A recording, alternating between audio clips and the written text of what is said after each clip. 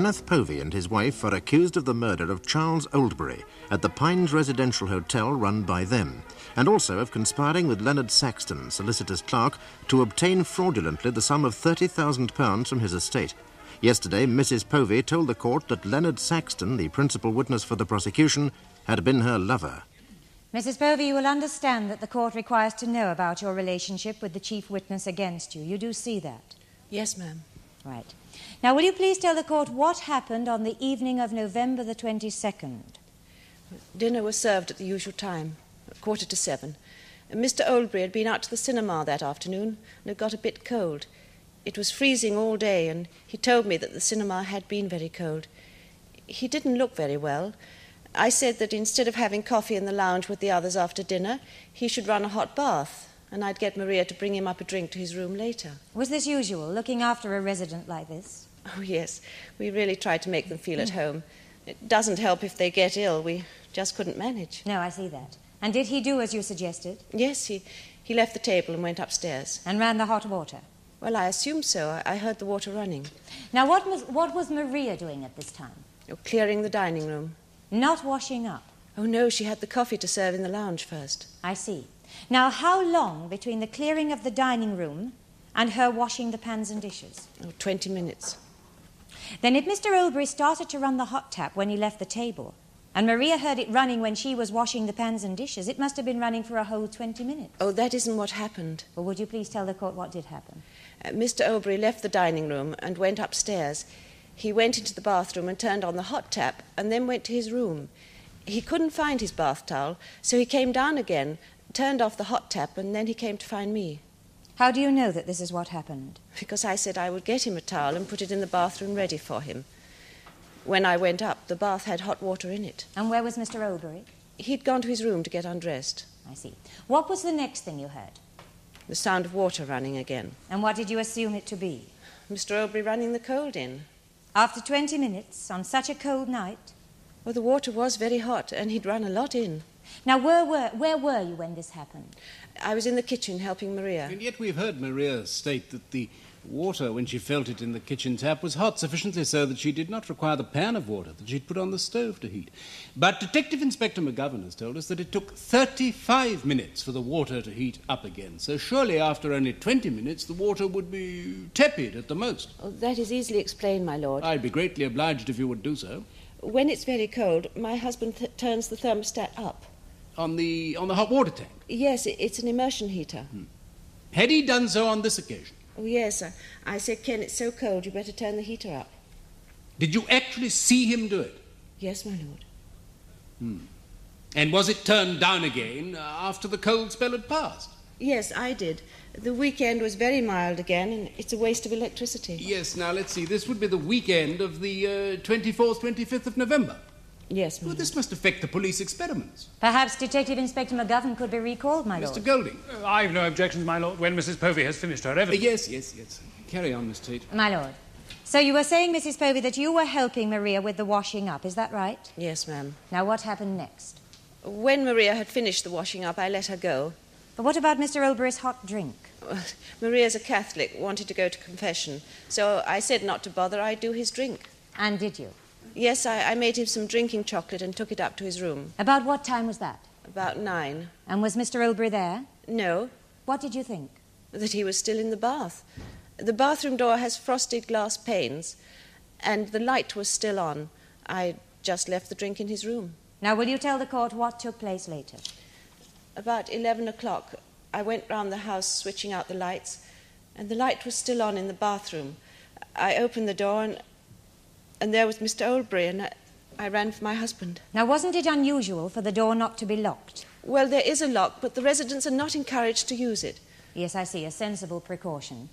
But had not any of the other residents wanted to use the bathroom during all this time? Well, they would have seen that it was occupied, and there is another one and a separate toilet. A lavatory, a separate lavatory. Yes, my lord. So you ran for your husband? Yes. He was in the lounge watching television. I said, "Come quick, Ken, it's Mr. Oldbury." Now, was anyone else in the room when you said this? No, they'd all gone to bed. They don't stay up late. We got Mr. Oldbury out of the bath, and then I rushed down and phoned for the doctor. That's Dr. Fulmer. Yes, the call went through to Dr. Fulmer, although it is Dr. Everett who usually comes. And did you then go back to the bathroom? Yes. I didn't like to stay.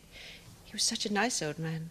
Yet it has been said, Mrs. Povey, that he didn't think very much of you or your husband. I don't know why anyone would say that. We liked him and he liked us.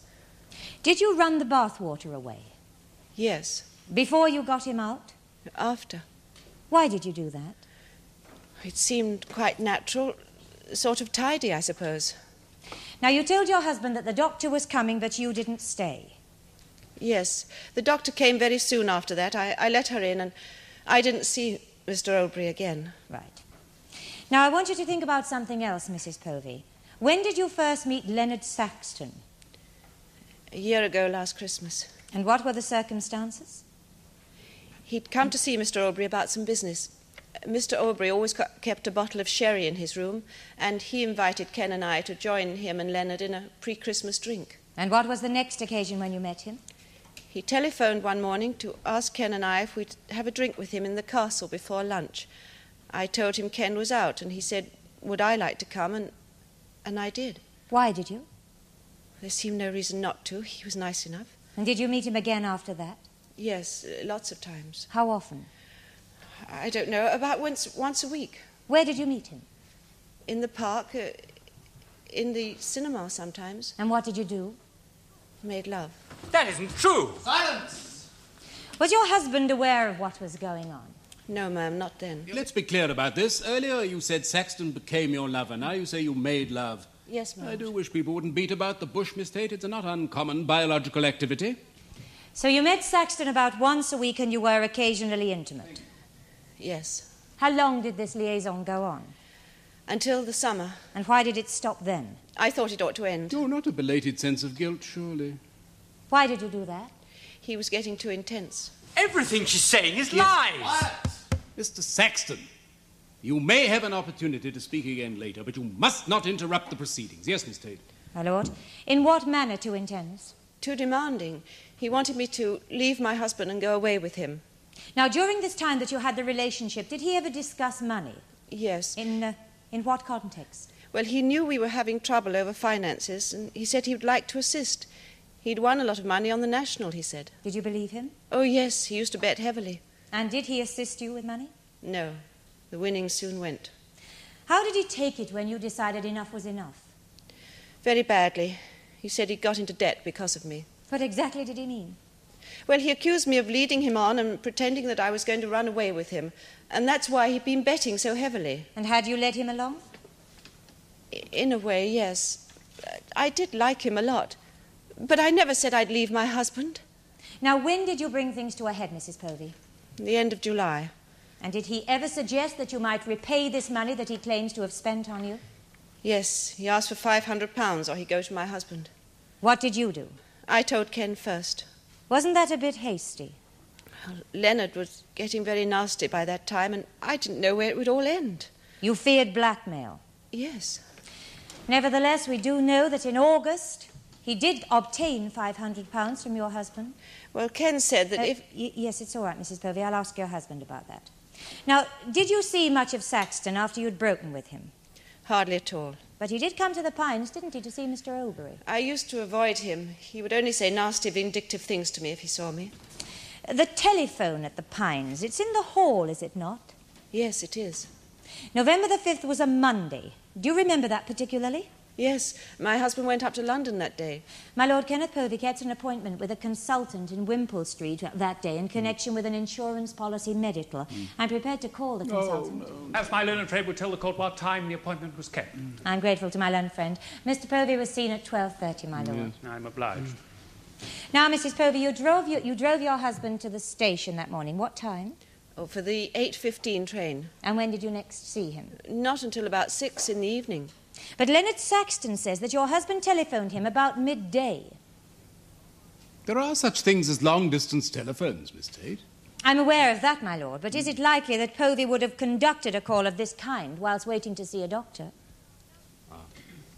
Now, Mrs. Povey, did you see Charles Oldbury use the telephone that day? Yes, I did. At what time? About midday. Thank you, Mrs. Povey. Yes, Mr. Golding. You've told us, Mrs. Povey, that Mr. Oldbury ran a bath. You've told us that the water was very hot and he'd run a lot in. Now, it was below freezing outside, yet notwithstanding these classic conditions for condensation, Dr. Fulmer found no trace of moisture on the window. Now, how can that possibly be? Well, it was hours later when she came. But the bathroom door was closed all the time, and the water would have remained hot for a good while, yet when Dr. Fulmer arrived, the bathroom was very cold and the window glass was dry. I put it to you, Mrs. Povey, that there never was hot water in that bath. No, that's not right. I suggest to you that what really happened was that you offered to run his bath whilst he was changing, and that you filled it with cold water, and that the whole point about this missing towel and turning up the thermostat was merely to divert attention from the interesting fact that the water in the kitchen tap was still scalding hot immediately after a bathful of supposedly hot water had been run off. It's not true, none of it, and he knows it. I put it to you, Mrs. Povey, that this was planned throughout by you and your husband. No, he didn't. That a bath of cold water should be drawn on a night when the temperature was below freezing, and that this old man, well over 70, having unknowingly bequeathed a large sum of money to you, would be kept in this icy cold water until he should lose consciousness. Whereupon, knowing him to be dead, you would pour water over his head, run away the incriminating cold water, and wrap his near-frozen body in a hot towel to confuse the diagnosis when the doctor arrived. No. That is what you planned, and that is what you did. No, we didn't. How stupid can you get? How could you keep a grown person in the bath against their will?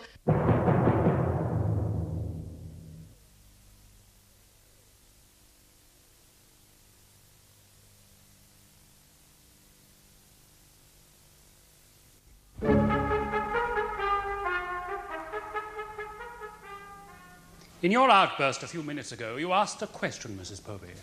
How, indeed, could you restrain a poor old man from getting out of his bath? Well, I shall show you the answer to that question, Mrs. Povey. You are, I believe, a state-registered nurse. I am. Indeed, you became a theatre sister, I believe, during your 12-year service? Yes. Did you ever work at Thornhill? Yes. Which department? Maternity. And who was head of the department while you were there? Professor Jacobson. Yes, and did not Professor Jacobson pioneer a new approach to analgesia in childbirth? Well, he certainly had very... Is it not a fact that Professor Jacobson introduced at Thornhill, whilst you were there, the use of hypnosis for mothers in labour? Well? Yes. Yes. Hypnosis, a sleep-like state in which the mind responds to external suggestion. Like suggesting ice-cold water is warm, Mrs. Povey. Thank you, my lord. Miss Tate? One question, my lord. Mrs. Povey, have you ever taken instruction in the art of hypnotism, or ever attempted to practice it? Never. Thank you, Mrs. Povey. You may return to the dock. My lord, perhaps it would be a convenient time to recall the police officer. Yes, recall Detective Inspector McGovern. And Mr. Golding, I think Mr. Saxton should be recalled as well. You are still under oath, Mr. McGovern. Lord. I remember that in your evidence you told us that you carried out certain experiments on the plumbing at the Pines. Can you tell us the exact date? Please consult your notebook. It was Tuesday, December the 4th, my lord. Yes, and you said, did you not, that it took 35 minutes for the water to heat up to the thermostat setting? Yes, my lord. Now, if the setting was higher, would it not take longer to heat up? Normally, yes, but in this case, the hot water cylinder was too small for the demands made on it, and a double heating element had been installed. This came on automatically about the normal setting of 140 degrees. So, if the setting was higher, say 160 degrees, the water would heat up that much more quickly? Well, that is my understanding, my lord, yes. You see, the difference is as between the 35 minutes with the thermostat at the normal setting and the 20 minutes claimed by the defendant. Now, would the water heat up 15 minutes more quickly? Well, with both heating elements on, the consumption is 3 kilowatts as against 2 kilowatts at the normal setting, my lord. So mathematically, I should say that's therefore likely. Thank you, Mr. McGovern. Any questions? You may go, thank you. Recall Mr. Saxton, please. You are still on oath, Mr. Saxton. Oh. Sorry, Mr. My apologies, my lord. Let me remind you, Mr. Saxton, that in re-examination you specifically denied having any personal dealings with Mrs. Povey. Now, do you stand by that? Yes, I do. Did you have a drink with Charles Oldbury and the two defendants in Mr. Oldbury's room the Christmas before last? Yes. I see. And did you shortly after telephone to the Pines and speak to Mrs. Povey and as a result meet her in the bar of the castle for a drink? Yes. By herself? She was alone? Yes. Are you in the habit of asking married women out alone for drinks at an hotel? No, my lord. Why did you on this occasion? It just seemed a sociable thing to do, my lord. And did you make further plans to see her? No, sir. Then if she says, as you have heard her do, that you and she met regularly, that would be untrue. Definitely untrue. And did you at any time have sexual intercourse with her? No. Did you ever touch her? The expression, I believe, is petting. I only ever kissed her, my lord. Are you seriously saying that you kissed this woman, and yet you were able earlier to deny to this court that you had any dealings with her? It happened once, and that was all. It was never referred to again by either of us. But in what circumstances did it occur? I had won a lot on the National, and I saw her in the town centre that Saturday evening and suggested we had a drink. We went into the castle, and I bought her a Gibbonian soda. I was so pleased with life, I suddenly kissed her. And what was her reaction? She said, "I'll have to keep an eye on you." And that was it. Did anything of a similar nature ever occur again? No, my lord. I see, thank you. Yes, Mr. Golding? Yes, Miss Tate? I have Mr. questions, Saxton, my you lord. may return to your seat. I call Kenneth Povey, my lord. You are Kenneth John Povey, proprietor of the Pines Residential Hotel, Fulchester. Yes? Mr. Povey, why did you need to raise money last April? Well, I had to spend a lot on the Pines. The council said I had to put in fire escapes to the upstairs landings, and the wiring had to be entirely redone, and also we built on the sun lounge. I found myself faced with £4,000 worth of work. So it wasn't high living. Far from it. Did this situation worry you? Yes, it did a bit. What did you do about it? Well, I mentioned it to Mr. Saxton, and he put me in touch with a mortgage broker. Ah, yes, and Mr. Pocock, wasn't it? That's right, and he fixed me up with a second mortgage for £4,000. Just adequate to cover the building costs, so you weren't exactly flush thereby. Oh, no. You were scarcely able to offer to lend money to all and sundry. Hardly. But you did offer to lend Saxton £500 in August. No. Well, we have evidence of your bank statement and a paying-in slip of Mr. Saxton's bank to prove that this amount of money did pass between you. I wasn't alone, and I didn't offer it. Because what Maggie told me, I phoned Saxton. I told him I knew all about him and Maggie and how he tried to blackmail her. He said various things about her. And I ended up by saying I wouldn't want him to be one penny piece out of pocket on account of my wife. I sent him a cheque for £500 and a note saying neither my wife nor I ever wanted to see him again. You see, I don't really regard that as an offer as the word is generally meant. But despite your note, you did see him again. Well, I had no choice. He used to visit Mr. Oldbury, and inevitably our paths crossed. Did you never think to tell Mr. Oldbury about this? Well, you couldn't really. It wasn't his business. If I may say so, Mr. Povey, you seem to be a very forgiving man. I'll never forgive him. No, I meant your wife. Oh. Well, that's what marriage is about, isn't it? As a result of all this, how has it left your relationship with your wife? Well, I think we value each other more than ever because of it. Well, we both realized we drifted into something rather silly and that someone else was trying to make something out of it. Thank you, Mr. Povey. Mr. Golding? Thank you, my lord. You tell us that the £4,000 raised by a second mortgage was for necessary improvements to your hotel. That's right. Was that the sole reason you needed the money? I'm sorry, I don't quite follow Oh, you. surely I haven't just propounded a conundrum. These accounts found under a pile of old newspapers in a cupboard. Do you normally keep your business records in such a place, by the way? Excuse me, is that question serious? Perfectly serious. Well, of course not, obviously. They were picked up by mistake. I see. Well, looking through them, I see there is an item of accumulated profit given us £7,000. Now, what happened to that money, Mr. Povey? Must be around, mixed up in various investments. In that case, why didn't you realise some of them instead of bothering with an expensive second mortgage? Well, Mr. Povey, the truth is that it isn't just around, is it? Do you know the firm Fairclough, Geddes and Company? I've heard of them. I'm perfectly sure you have, to your lasting regret. Share dealings in them were suspended 18 months ago. Subsequently, they went into liquidation. An inspection of the register of shareholders show you as the owner of 4,000 shares. Now, at the time you bought, they will have cost you £7,000. What a pity you didn't get out in time. No man wants to be reminded of his mistakes. Is that why you hid the accounts? I told you I did not hide them. So you did. My apologies. That is all, my lord. Do you wish to re-examine? No, my lord, that concludes the case for the defence. Mr. Golding? My lord, members of the jury, there are few things more detestable than the battening by heartless rogues on the elderly. Now, we cannot know which of the accused was the dominant figure, But I ask you to speculate a moment on the nature of a woman who can stand before a naked old man who is trembling in a bath of cold water and compel him to believe that that water is warm, and then, after the deed, wet his head and warm his body in a hot towel to persuade the doctor he has drowned after heart failure. But the one solid piece of evidence against them is Maria Novati's uncompromising memory of the scalding hot water in the kitchen tap at that time. Remember, too, the state of the bathroom window, members of the jury. A closed room in which a bath of hot water is supposed to have lain, freezing temperatures outside, and yet no sign of condensation within.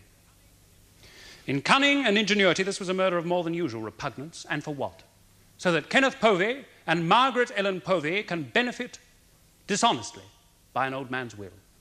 Members of the jury, I ask for a verdict of guilty on both counts. Miss Tate? My lord. Members of the jury, a more melodramatic speculation of events I have yet to hear. You are to decide whether these two people, who gave their evidence so honestly, however painful it must have been, were capable of killing an old gentleman. Now let us look at this supposed evidence. My learned friend talks of the uncompromising memory of Maria Novati. But on explanation of the water heating system in the hotel, this doesn't make any sense. Secondly, a motive, ably supplied by Leonard Saxton. But Saxton is a bitter man who desires revenge on the woman who would expose him as a would-be blackmailer. And finally, the method. Mrs. Povey's secret skills in the art of hypnotism. This I find totally beyond reasonable comprehension and worthy of a cheap novel. Members of the jury, my clients are innocent of these ill-founded and vicious charges, and I sincerely ask you to find them not guilty. Thank you, Miss Tate. Members of the jury, my task is to assist you as to the law. Your task is to decide on the evidence whether you find the charges against the accused proved. Now, let me clarify one point. Much has been made of inappropriate medical treatment, but this is not relevant to your considerations. If you come to the view that this unfortunate man's death was planned by the accused and that steps were taken to bring that about, it is not material to your deliberations that a doctor's action in good faith proved to be a slight error of judgment. That error of judgment would in no way exculpate the accused if you think they did put that old man into a bath of cold water. You should consider instead the direct evidence, the absence of condensation on the bathroom window, the hot water system at the Pines, and remember, the prosecution must prove their case beyond reasonable doubt. Members of the jury, will you now please retire and consider your verdicts?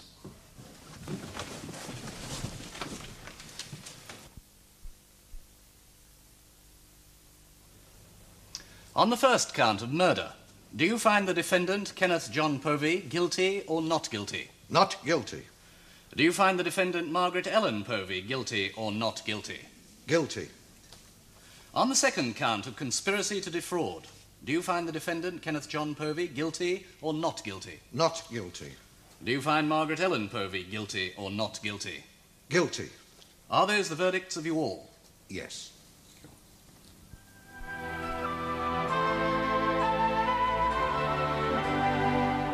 Mr. Justice Mitchener sentenced Ellen Povey to 5 years for conspiracy to defraud and life imprisonment for the murder of Charles Oldbury, the sentences to run concurrently.